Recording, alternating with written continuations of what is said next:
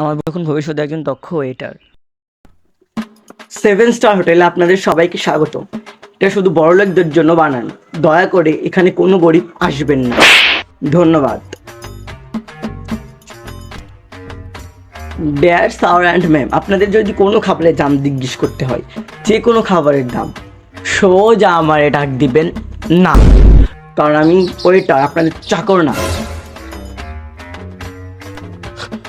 এটা শোনো, জি স্যার বলুন।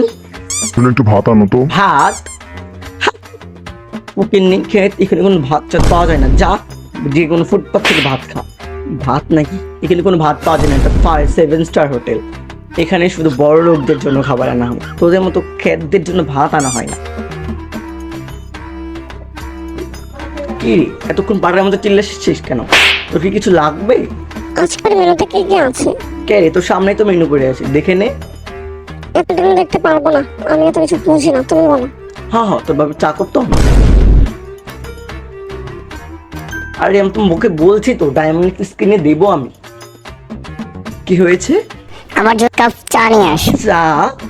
এখানে কোনো চাটা পাওয়া যায় না, ওখানে মেনু আছে, মেনু দেখে অর্ডার করো। হ্যাঁ, ওকে। জি স্যার বলুন।